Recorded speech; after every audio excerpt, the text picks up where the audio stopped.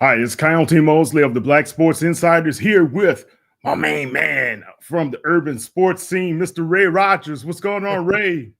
Hey, what's happening? Big weekend, brother. I've been watching you too. You letting the world know that you picked South Carolina State. I sure did. I gotta let y'all know, man. I called it way back when. I'm like Babe Ruth. I called it, baby. I knew it. I had to call Coach Barry this morning to say congratulations. He won the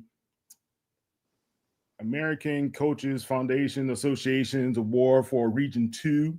And he's the coach of the year. And he's also puts him in the finalists for National Coach of the Year. So, congratulations to him as well as the South Carolina State Bulldogs for what they've been able to accomplish this season. It's been a big season for the Bulldogs so far. They still have one more to go, and that's senior day. They're going to play Norfolk State.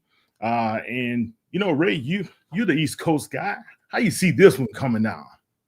Well, you know what's interesting is it's of course been wide circulated now. The news has been circulated that Eric Phoenix, the starting quarterback for South Carolina State, he went down, and Ryan Stubblefield comes in. It's only 7-0 at the time. South Carolina State's leading Morgan State 7-0. Of course, they won 54-7, and the media room, the fans, everybody was like, "Okay, wait a minute, maybe Morgan's on even playing field now."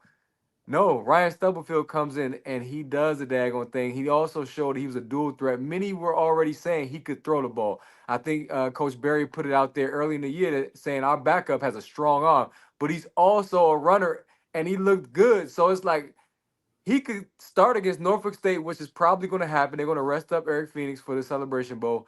And South Carolina State probably won't miss a beat. I just feel like that's quite amazing, Kyle. When your backup quarterback can come in and pick up the slack and your team with that great offensive line looks just as good as they did with the starter, man. That's amazing. And Norfolk State, I don't know if they have what it takes up front to compete in the trenches with that O line for Coach Barry and the Bulldogs.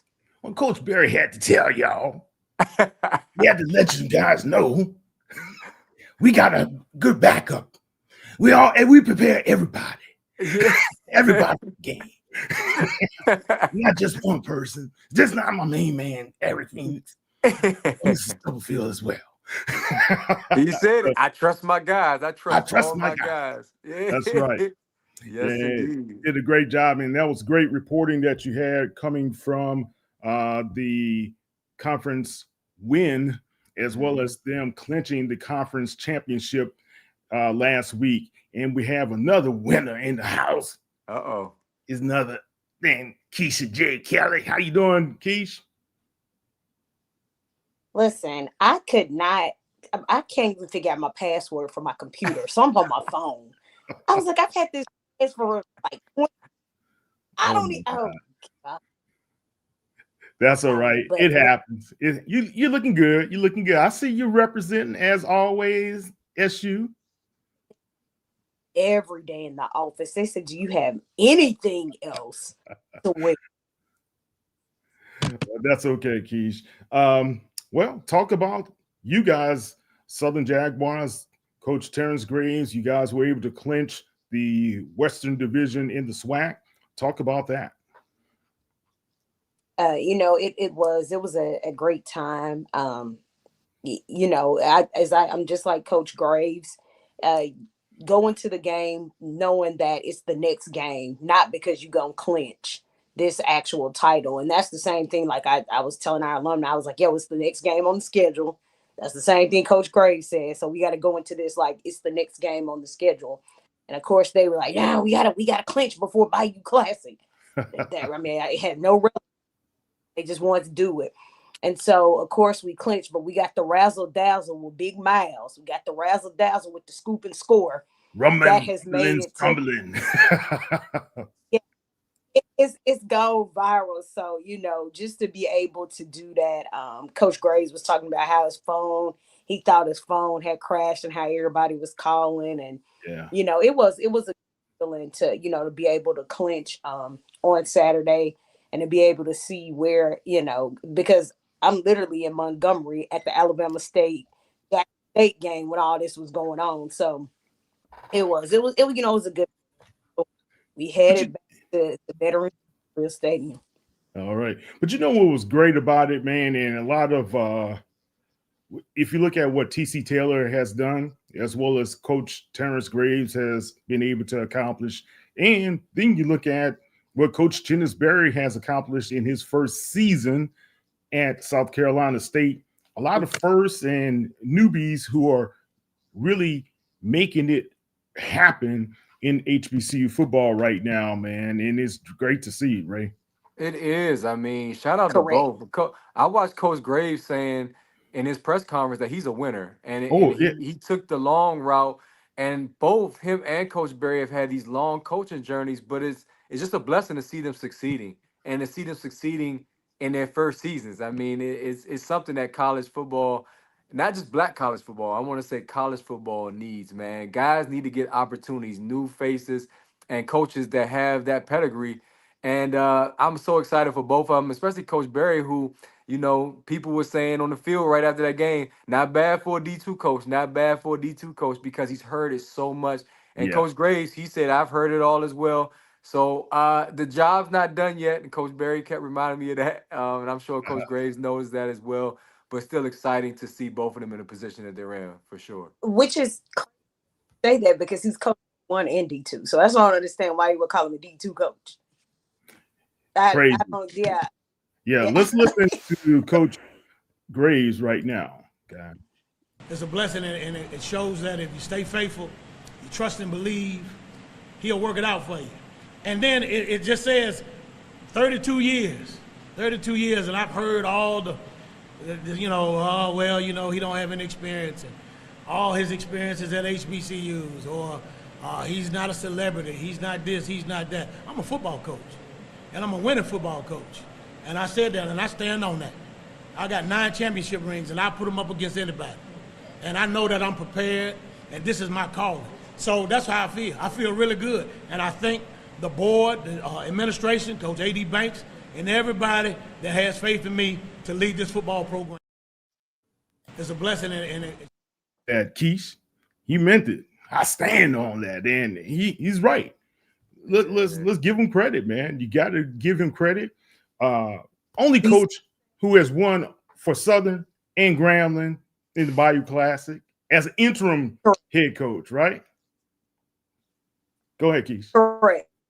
And so that was the story I led with last year. You know, he's the only one that has won on both sides. And so you're saying you got 9 championships. Okay, so that means on December 7th, we are waiting. We're waiting for 10. We're waiting for the 10. And rowdy kids. All we want is another championship. So, you know, to be able to see. For me, y'all know how they complained about overtimes. And someone made a relevant point. They said, one time is just luck. But if you keep winning, you find a way to win, it's now a skill. And I was like, you know what? That's the way to put it. I'm going to just take that and just run with it. Well, those cardiac cats, they keep on winning time and time again, and you have to give them credit for how they've been winning, and they've been doing it with such ease. And I had to firsthand to see it at Texas Southern, man. I told those guys there was time still left on the clock, and I was right there in the end zone when it happened. So it still can be done. Let's listen to Coach Chennis Berry. Urban Sports Scene here with MEAC Championship coach Chennis Berry. South Carolina State defeats Morgan State 54-7. And with a backup quarterback, when you took this job, coach, is this what you envisioned? Well, you know, we always believe, man, to God be the glory, first of all, man. We found a way to win a football game. Winning is hard. So, you know, but our young men were prepared, man, and our coaches prepared them to put them in a position to be successful. So all in all, I'm just super proud of our team and our program right now. You know, when I first took the job back in January, I had to get guys to buy in and believe in the process of what we're all about. And our process is real simple. Just try to go 1-0 every day. And I think our young men have wholeheartedly believed in that. And we found a way to go 1-0 today, man. So the journey's not over yet, though. We have another game to play. And we have senior day next week for our seniors, their last home game. And we want them to go out the right way. So the mission doesn't change, man. We got 24 hours to enjoy this victory. And then we'll get ready for a good Norfolk State University football team. Yeah. 24 hours and they're right back to it. And knowing Coach Berry, those guys are grinding it out and they want to, if you're a senior, man, that's your last time on the field in Orangeburg. So you want to go out a winner, don't you? Right, Ray? Oh, 100%. This is the opportunity that they're relishing, man. The excitement from the alumni, Coach Pugh was on the field after that game. The feeling that fan base has, I really feel like this, and I know I'm gonna get in trouble possibly, but and I said this last week. South Carolina State probably has the best fan base in the MEAC, man. I really believe that. Coach Pugh used to always mess with us when he came on our show. He would say, y'all down there at Howard and Morgan, y'all used to not have no fans. We always got games sold out. But but you know what? It's kind of true, man. And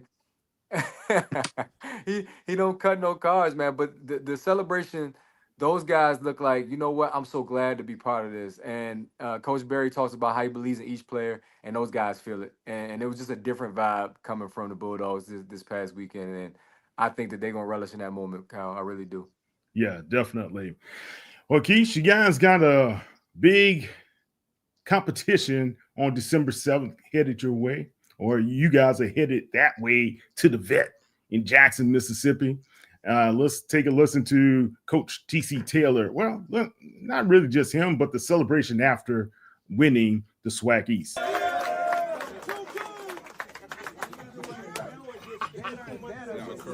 Thankful to our athletic director who brought us to this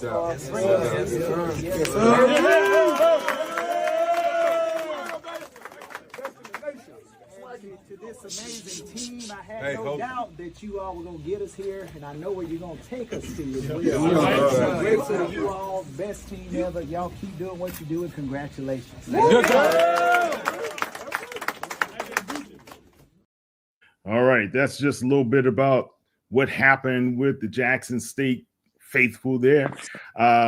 T.C. Taylor, Keish, talk about him, and remember when he first got the job, how people were kind of wondering if that was going to last, or if that's going to really be, he's going to really be the right person to be able to fill in the shoes and get that shadow away from Coach Prime that lingers over that program.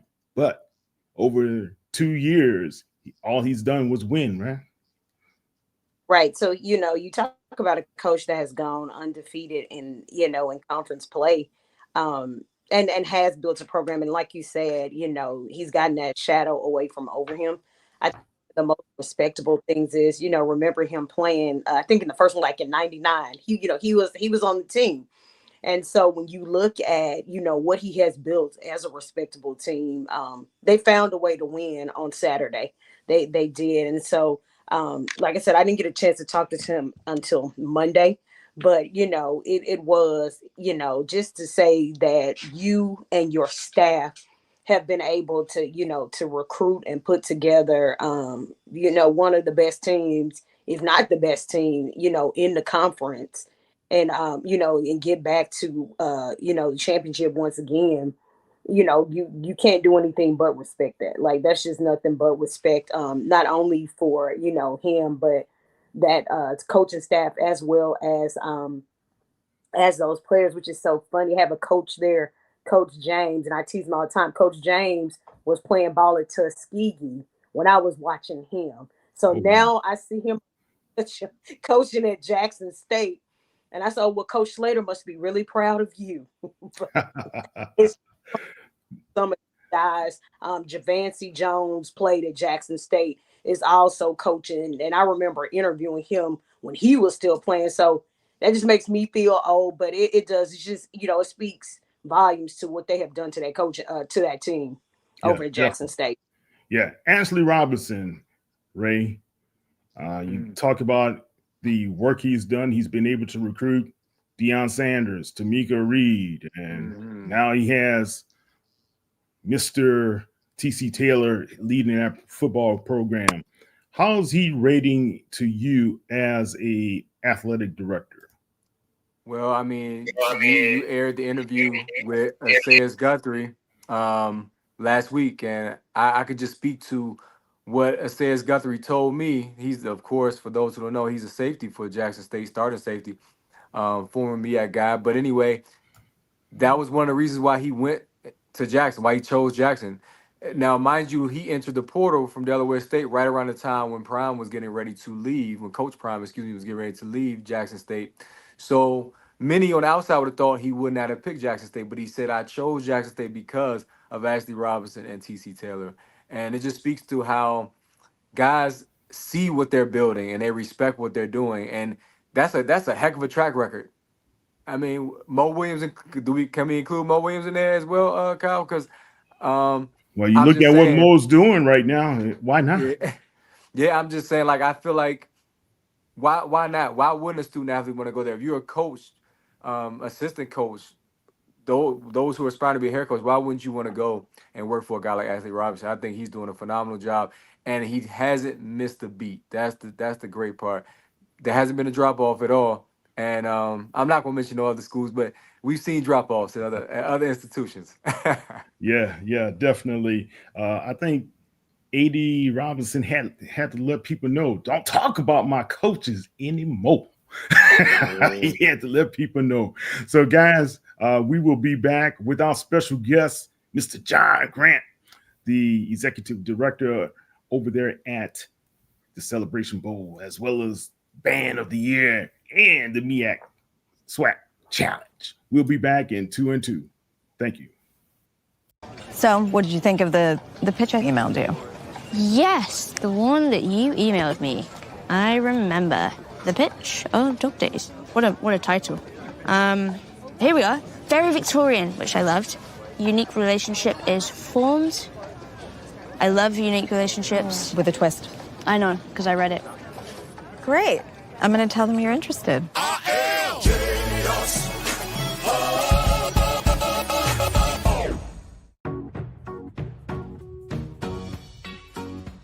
This is not just delivery. This is knowing even superheroes can use a sidekick. Walgreens.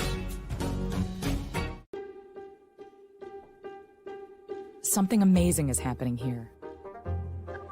The next era of AI has arrived. CDW data engineers are helping organizations harness the power of AI with Intel Core Ultra processors. The power to run workloads faster means greater performance, giving your team a better shot at success. Make amazing happen. CDW. Prime Big Deal Days is coming October 8th and 9th. With exclusive savings just for Prime members, you'll feel like a big deal. Shop deals on electronics, fashion, and more this Prime Big Deal Days, October 8th and 9th.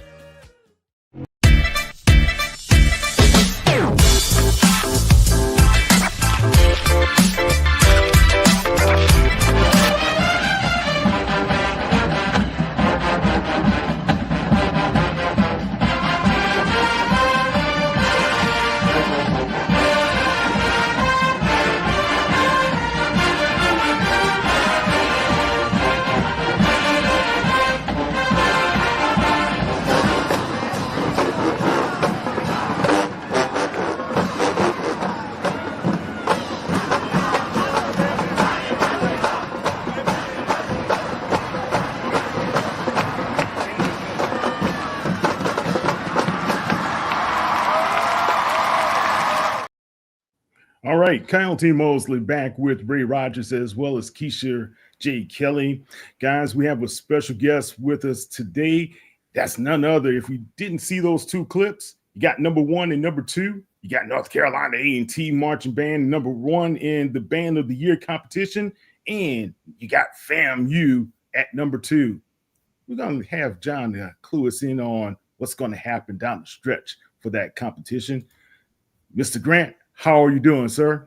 I'm fantastic, man. Thank you all so much for having me here today.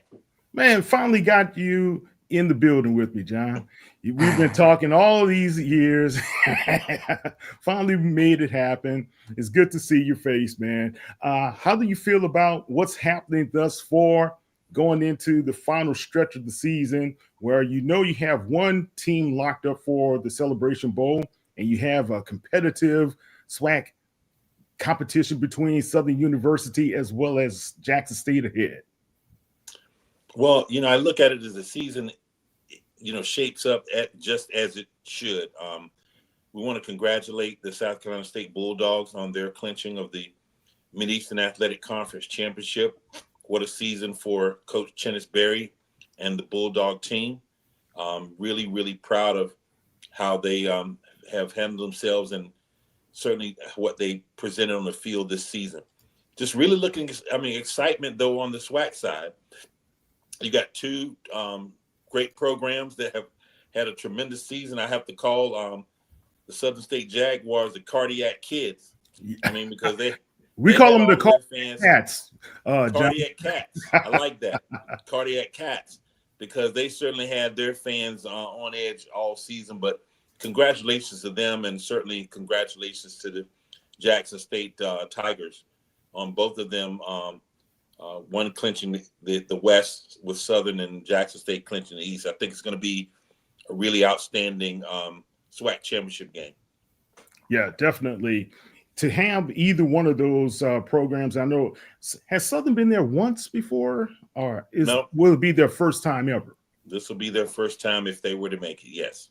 All right, Keisha, the pressure's on you guys. Listen, I tell people that the Celebration Bowl is a game, but that also means alumni chapter work. That means work for the alumni chapter. That means work for us. So if they come, that's more work. But we're prepared. We're prepared for the work. We're prepared. Well, let me tell you what, it's work that she would relish. She would relish it, I'm sure. You and the Alumni Association of Jaguar Nation. Absolutely. Yeah. Well, John, talk about what's happening. Any big news about the Celebration Bowl or surrounding the Celebration Bowl that it's been a little bit different than years past? Well, obviously, the date change is the biggest thing. The biggest news is not new news now, because it was announced, earlier this year. But we're a week earlier than traditionally. Since the bowl was launched, we were the third weekend in September. We're now at weekend number 2. But with this expansion of college football playoffs, the expansion of the NFL schedule, on all happening, converging on that third weekend, all the bowl games that were scheduled on that weekend were moved and relocated, and some were pushed up into the week, because after Cricket Celebration Bowl, you have a 9:00 game coming out of Montgomery. And then on Tuesday, so during that week, got a Tuesday, Wednesday, Thursday game of that week. So we were fortunate with the bowl game to be back in the position of opening the bowl season, which was important for us. It's important for this game to be first, and certainly on that weekend, we're going to be a lead into Army Navy, which will be on CBS at 3:30. But we're going to get the tailwind, though, of college game day, which will be a lead-in from 9 until noon, and then the bowl game at 12. How much of a boost do you guys anticipate for your ratings when it comes to that? Well, it'll certainly be a boost from what we had last year, because we were up. We had a game that we came on at noon, but there was a game that started at 11, and then you had the NFL come on at 1. So we were sandwiched in between, but this year we're going to be solo. So without question, I think that'll put us back into positions where we've historically been, around that 3 million viewer mark. That'll be excellent for you guys. I know if you had to chart where you want that mark to be, would it be more in the 5 to 6 million range, or what's your goal there? Well, we would love to be in that range. If you're in that range, then you're in the range with, a lot of the Power 5 games that happen. But, where we are, we're rated among the top viewed bowl games. When you think there are 43 bowl games, and when we're in that range, we're rated around somewhere like number 8. So that's a good spot to be for FCS conferences. In the mix with FBS and major bowls. All right, excellent. Ray, any questions for John?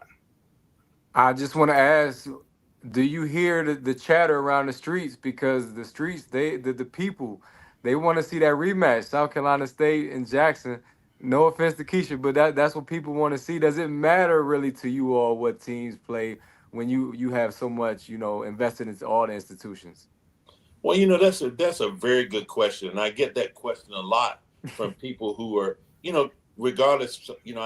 I'll have teams tell us, we know that you want us in the game. My response is going to always be the same. We want the champion. It is a championship game, so regardless of what happens with teams, how schools draw in their regular attendance. It doesn't make a difference if we don't have the champion. And so if the school desires to be here and their fans desire to be here, then they need to win. There's only one way in, and you have to win. I love that, John. Only one way in, you have to win. I love that, man. Keish, any questions for John? I think you said it well, and I've heard it from both sides. South Carolina State is saying we want Jackson State, we want Southern. I don't care. In my opinion, I'm the same way. Whoever shows up, whoever wins. My question is I'm gonna go to the band side, because we know, to me, we're the sports side, but when it comes to the battle of the bands, how much more is this band like? The band is taking on a life. The band is taking on a life. How much more has the band taken on a life, as we're seeing with the battle of the band, or the band of the year? How much more has that taken on life this year versus last year when they first started? That is an excellent question. Last year was our first year. We were really looking to make sure we kind of feel our way through, because this has never been done. What we did last year has never been done in the history of marching bands, with a season-long competition that culminates in a championship. And then, the key component of that, Keisha, was we had to make sure that it could work for television, that our producers and the crews around it could actually produce produce programming with that would be appealing to the audience. And we got a resounding yes. Of course, we had some things we needed to tweak, very minor things that from production, but they gave us a 2 thumbs up. And with that, that in our pockets, we knew now we can come back this year and really enhance what we had last year. I think we all agree that a part of what makes the HBCU football game experience what it is obviously great football on the field, but everyone loves music, and our halftime shows are part of that.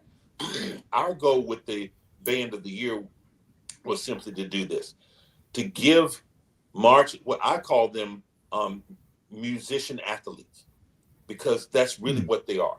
With the amount of work that is put in by members of a band to create a unit that can operate with precision and efficiently and still play quality music the way the HBCU bands do it, it doesn't happen in any other quarter of the globe, not to the way that they do it. So our goal was simply to create an opportunity where band members and kids who are part of bands could also compete for championships. And with the desire being that every performance matters. Mm-hmm. And you're not necessarily playing against the band as we would have in a halftime show. That's not who you're competing against. You're competing against the entire field. So that show that you're putting on today, you have to keep in mind that you're not my competition only. That I'm putting on this best show because this show could be the show that the judges are evaluating me against everyone else in the field. And what we have found is that band directors have embraced that. The kids really like it, and because it gives them something to play for. Mm-hmm. There's a significant payout to bands who make it. So there's a goal to get here, just like with a bowl game. the goal to get here, and our objective is to make sure that money goes to the band program, because that's also important. And you get to compete for a championship. So last year, very good show, exciting show. 4 great bands competing. It came down to the wire, because I can tell you, although North Carolina A&T pulled it out, the numbers were very, very close in the professional judges who judged that.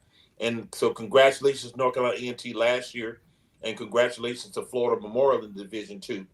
And my final note on that is we've made a tweak this year.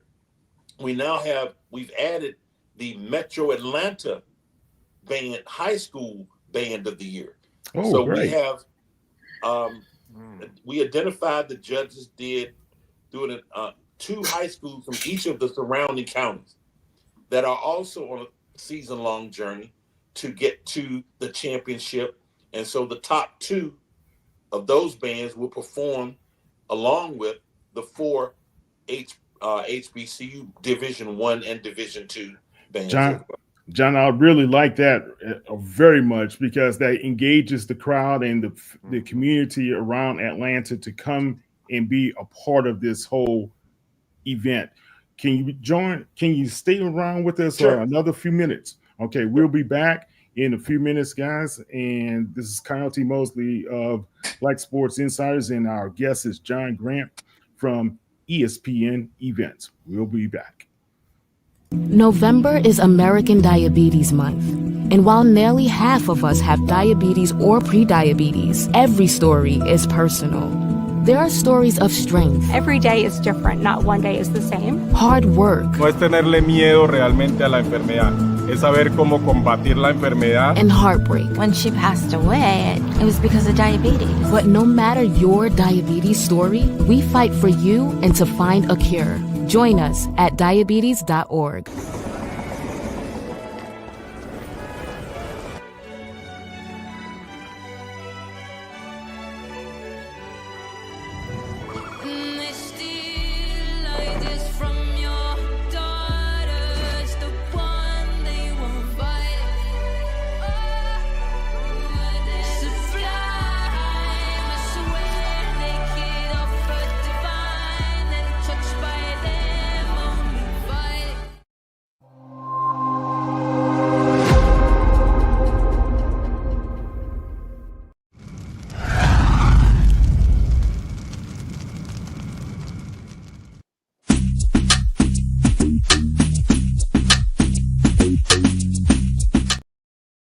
All right, it's Kyle T. Mosley from the Black Sports Insiders Black here with Mr. John Grant. John, you were about to talk a little bit further about what's going to happen the night before the Celebration Bowl, where the Band of the Year competition will take place. And just before you go into that, the top Division I bands right now, the rankings have it as North Carolina at number 1, Florida A&M at number 2, 3rd, Jackson State, 4th, Bethune-Cookman, and 5th, Norfolk State, and surprisingly, 6th, Southern University. Very stringent criteria that they have been using to be able to evaluate each of these bands. Division II, the top 5 are Virginia State University, Florida Memorial, Savannah State, Langston University, Winston-Salem at number 5. Okay, John, when will all of this wrap up? Will it be at, I'm sorry? I said, when will it play itself out? Yeah, when will it play itself out? So what the rankings that you're looking at now that fans have been seeing, they're snapshots. So they're rankings for that month. And so the rankings you just went through are for the month of October. October, correct. The November monthly rankings will be coming out next week. And following that on the Monday, well, they'll come out on Tuesday. The Monday right after Thanksgiving will be the final. That's the cumulative that will show the rankings from 1 through 15, and the top 2 in each division are the top 2 that will be coming to Atlanta. So it's still very important that these bands put on some great shows the last week in November, correct? the fact that no matter, everybody is still in it at this point. So the week before, the month before, when you looked at September, Florida A&M was ranked down about number 4 or 5 or something to that effect. They jumped to number 2 for the month of October, and I think Southern was ranked a little higher. They dropped down a little bit, but they're still in it.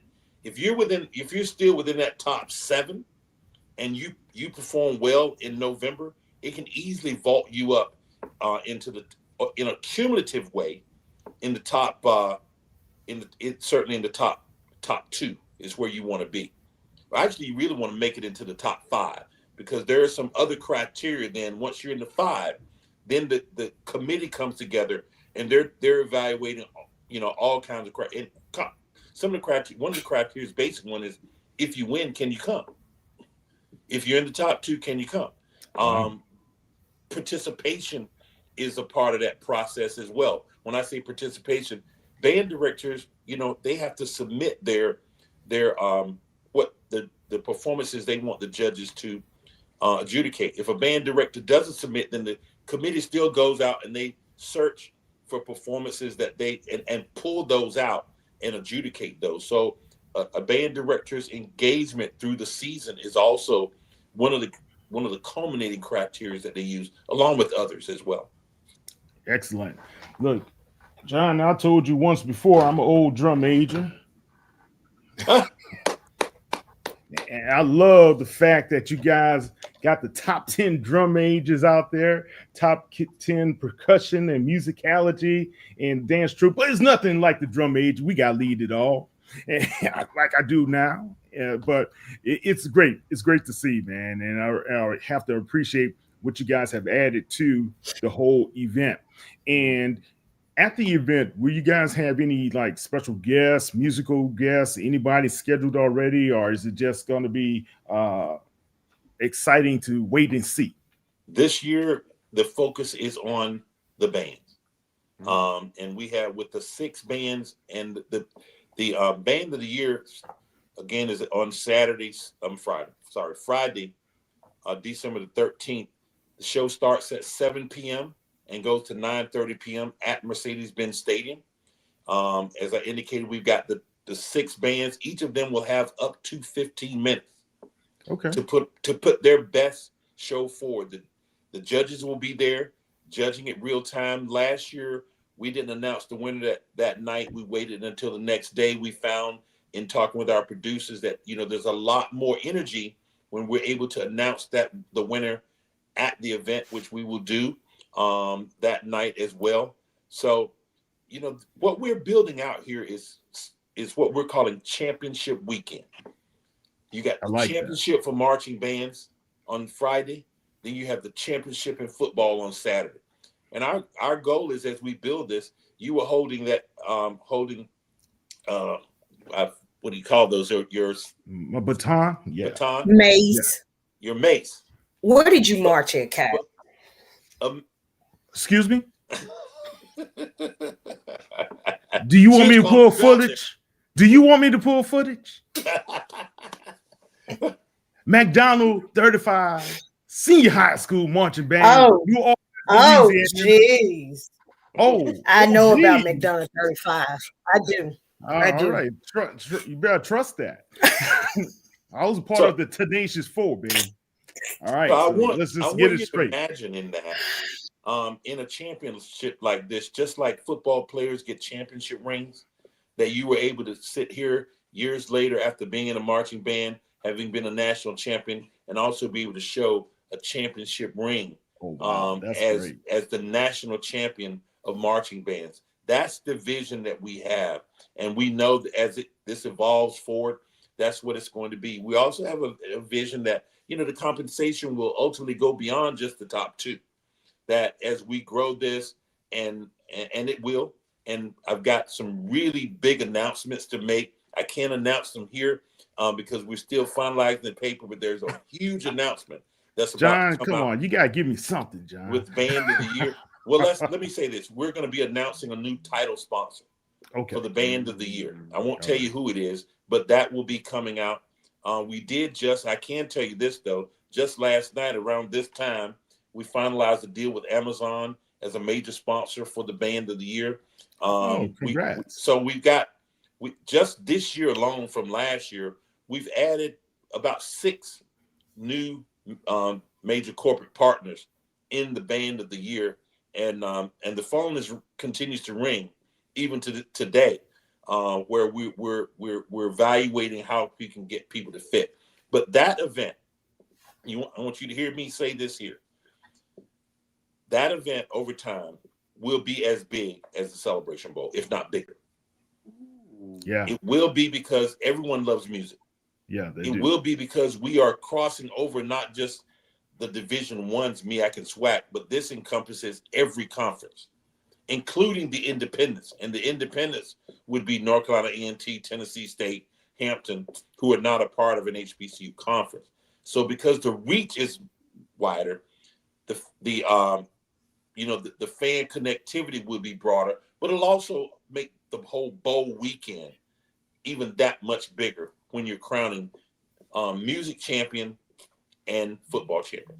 Yeah, man, that's great because. Hey, Sal, can I ask one more question? Yes, go ahead. Can I ask?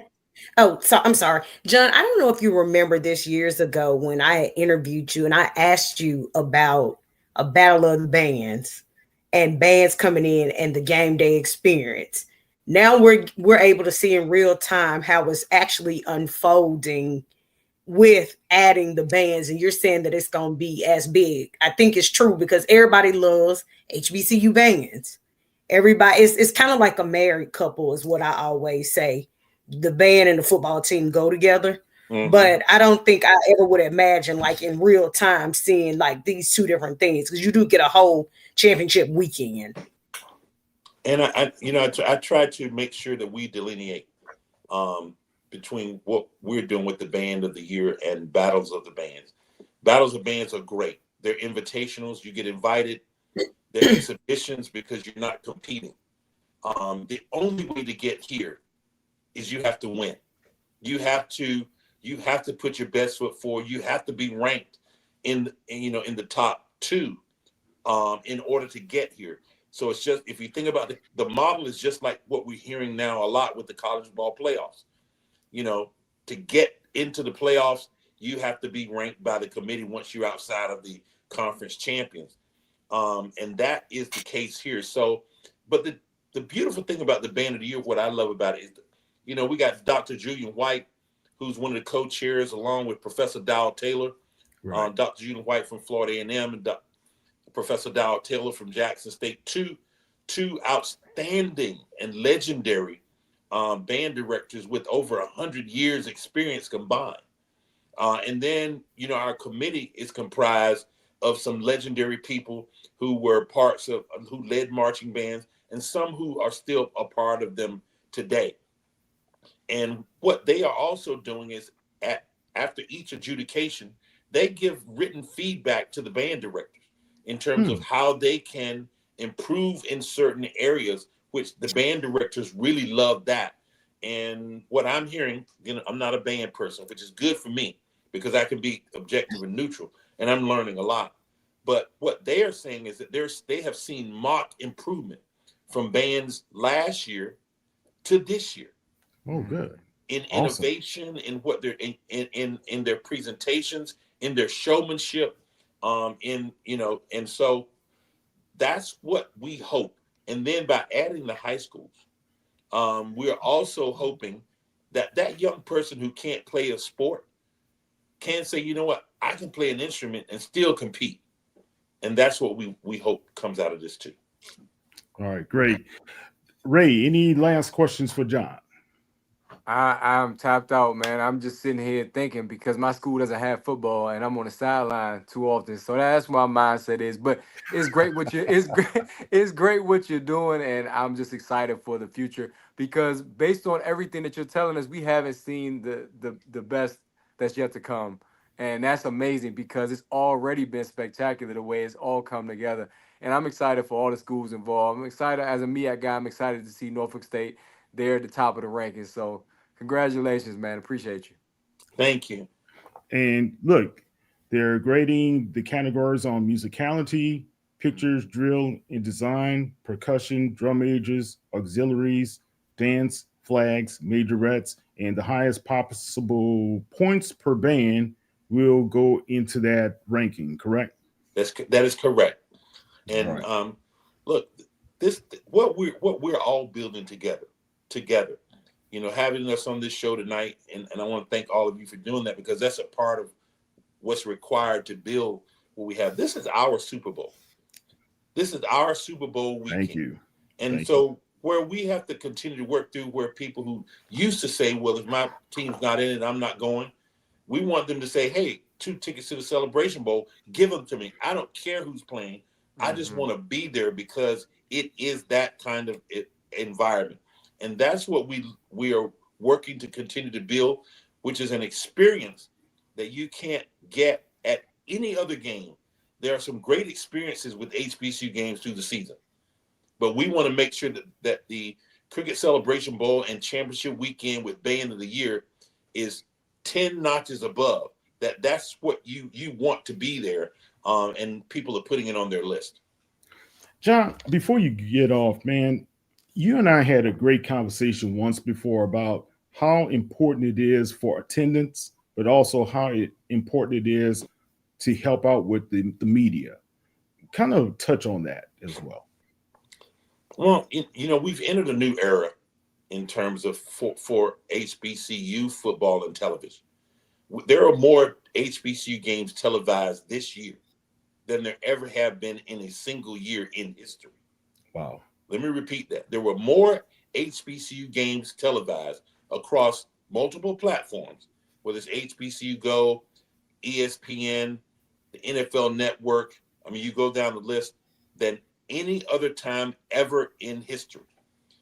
With that being said, how we approach the game, how universities approach the new asset and the new tool called television has to be different.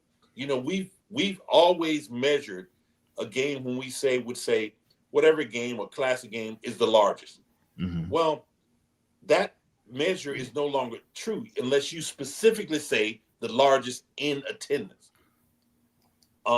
Because what's being measured today in across everywhere else is total live audience. That includes attendance, but it includes also viewership. And when you put those things together, you know, I can say without hesitation that the Cricket MEAC SWAC Challenge and the Cricket Celebration Bowl, there is nothing close in the HBCU space in total live audience. Cricket's MEAC SWAC Challenge this year broke a record with 1.3 million viewers. And it was a good game too.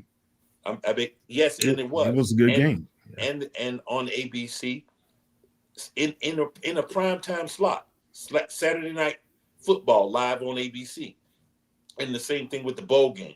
So every game has its meaning and what has its purpose. Every classic game. But the reality is that the landscape is changing, and media is changing it, and so we have to change with it. Just like, I don't know, 15 years or so ago, a show like this would not exist, right? That you have. So the media and content distribution landscape is changing, and we must evolve with it. Attendance is important. Don't get me wrong, it is, but it's really cosmetic. You want people in the fans because the presentation on television, and it draws a viewer if they watch a game and the stands are full. If you turn on a game and the stands are sparse, what you will see are different camera angles, because the crew will shoot angles that don't show the crowd, and you don't get the crowd energy because they're not necessarily there. So all of that changes the presentation. We've shot, and forgive me for being a little long, but we've shied away from Thursday night games. Man, I was watching college football just on tonight, Wednesday night. There was college ball on last night. Yeah. So there are schools playing on Tuesday, Wednesday, Thursday, Friday, and Saturday for college football. That 10 years ago did not exist. So we have to make sure we are in working toward what is viable. And for us being a network, we recognize that there are three things we have to do. Number one, we want to create a world-class, second-to-none experience for the student athletes. If you earn your way to the bowl game or you get invited to the MEAC SWAC Challenge, that you get an experience like none other. Number two, a world-class, second-to-none experience for the fan. If a fan decides, from the moment they decide that they want to go, what is their experience like all the way through to the point when they leave and after? And the third is the same thing, but for the fan who watch. So where are we going with the Celebration Bowl? Well, what happens on Super Bowl Sunday? Everybody's having parties. Everybody's party. It's a nationwide, and now it's becoming a worldwide celebration. And people gather with their friends, etc., and they're turning on the TV to watch one of the largest sporting events, second to soccer in the world. Well, guess what? I want imagine on Cricket Celebration Bowl Saturday that around the country, people who can't come, but they're gathering with their friends to watch our Super Bowl and to create Super Bowl parties, which in turn increase viewership. So that's our next thing. The next thing is, if you can't come to the game, watch it. Bring friends together. Watch it on your phone. Yeah. On your mobile device, because every view counts. And then I'll tell my friends who are on here who are coming to the game, hey, turn your television on when you leave home anyway. Those numbers count. That's a good one. Yes. Bowl, but turn your TV on. Put it on ABC, guys. Put it on ABC. All right, John, we got to get you back after the Celebration Bowl, but I will see you there this year at the Celebration Bowl. Make sure you just don't have Keisha there. That's all. We don't. She's always going to be supportive. But look, thank you for everything that you guys are doing. Congratulations ahead of time for the great work with the Band of the Year, as well as the Celebration Bowl. And we can't forget what you guys did with the MEAC SWAC Challenge as well. Thank you very much. Thank you so much for having me. See you all in December. All right. We will be back in less than a minute with the wrap up of the show. Wow. Hey, Jay, this project might need a bit of zhuzhing. Hollaback, Warren. Please let me know your thoughts. Best regards, Warren. I am genius. Okay, we are back, guys, and we're about to wrap everything up. The last 5 minutes of the show. Guys, that was some good content from John, right? Oh yeah, most definitely. Absolutely. I'm excited about the future. I'm excited about next month, the near future, and the distant future. There you go. All right, there was big news in Black sports. Ray Lewis is a candidate for the FAU head coaching position. What's your thoughts on this one, Keisha? No thoughts here. Okay, Ray. Not a shocker. He was a candidate for some HBCU jobs. But the rumor was, and Kyle, you might know better than me, that he wants total control of a program when he comes in. He wants full autonomy, and some HBCUs were like, no, sir. So my guess is he's getting what he wants, and my guess is he's gonna get what he wants if he is indeed the new head coach. Okay. Whatever it may be. Okay, we'll talk about that later, guys. Teddy Keaton effect. That's your guy, Keish. Teddy Keaton. He's turned programs around. Look what he has done from his days at Stillman and Allen, and now at Clark Atlanta. They didn't win the big one. Miles was able to claim that, but Coach Keaton, he is for real in putting together a good program, right? Absolutely. Absolutely. I mean, even you called it, they didn't win, but it was, good for them to go. Yeah. Coach Tremaine Jackson in his conference. I forgot the name of the conference, but he's the only black coach. He was the first black coach in that conference. And look what he's done now. He's the Region 2 Coach of the Year for that conference there. And, of course, Dr. Alvin Parker, the CIAA champions at Virginia Union. Congratulations to the Panthers.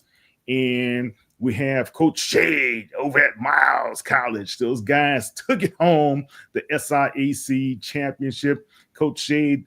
They took it home. Yeah, they took it home. Yeah, he put some shade on the Panthers, boy. I'll tell you that much. He did. They came to play, boy. So, and this guy here, man, he's a dog. He's a bulldog. And that's my guy, Chinnis Berry. He does a great job with those guys. Congratulations to him for what he's been able to accomplish as well. All right, guys, any final thoughts, comments? Yeah, why was my phone blowing up about Southern's basketball team? That's supposed to be you. They were up 14 at halftime against Texas A&M. That's changed, but still caught the eyes of a lot of people. Because like I said, during the whole interview with Mr. Grant, my phone was going off about that. But shout out to Norfolk State women's basketball team, improved to 5-1 tonight, top 10 in the country. They just beat Radford University. They are for real. Diamond Johnson, 22 points. Hey, she's special. Just interviewed her the other day. Yeah, AKA we're going to have Dime that interview on Friday for everybody. Okay. So you guys For can sure. see the interview that you and Wale had. Man, that was a great interview that you guys had. What's going on? Oh no, I'm just laughing at her. You know, if she think I'm old, I don't know what she gonna think about you. So it's gonna be fun to see when that interview airs, man. You'll see what I'm talking about. Okay. She's a good kid. Too funny. She can ball. I can give her that much. She can ball, man. She's tough. Keish, any last thoughts? My final thoughts before we get out of here. I know, because we don't just show enough love to the volleyball teams, and I'm gonna tell y'all that FAMU did go undefeated in conference play. They strike again. They did. They had a really impressive season. So shout out to FAMU for dominating like they did in volleyball. And I just want you to know, Ray, I found a picture of Cal when he was talking about this Tenacious Four. I went and found that picture of him and another drum major. Oh, yeah, I forgot. They got the Florida Classic. Somebody said, hell, Wildcats. Cal, I sent you the picture of you and them other three people. I was trying to figure out which one was you. She said them she didn't say them other three people. I understand. Them other three people. See, it was for y'all. So Keisha and I are like brother and sister. You know, we got to go at each other. It's nothing but love. But yeah, KT can ball with this. Trust me. Still to this day. Wait, before we go, who do y'all have? FAMU or Bethune-Cookman? The game is weekend. Florida Classic. Who do y'all have? Who do you have? Oh, FAMU all day. I'm going with the upset. I'm going with Bethune. Good luck. What about you, Keith? I think Coach Cozy gonna get them back on track, so I'm going with FAMU too. Well, we shall see. All right, guys, follow us at Black Sports Insiders. I'm Kyle T. Mosley. That's Keisha Kelly of the Black College Experience, and that's Mr. Ray Rogers of the Urban Sports Scene.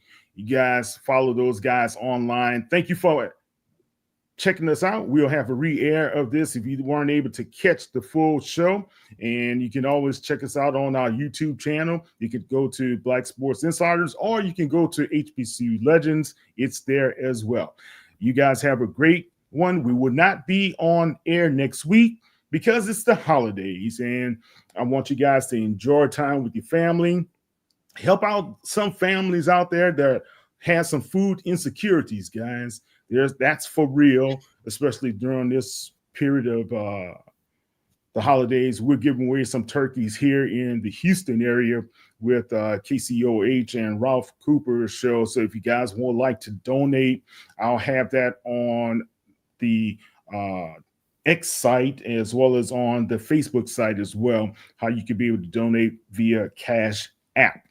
All right, guys, Keisha, Ray, be good, have a fun time and a great time with your families, and we'll be back December. And thank God, this year has just Going by too fast, man. December, and I'll be celebrating my birthday in December. Oh man. When is yours? December 28th. I'm December 15th. Really? Oh, that's why we get along so well. You get Sagittarius. All right. You guys have a great one. Kyle T. Mosley, we out. Take care.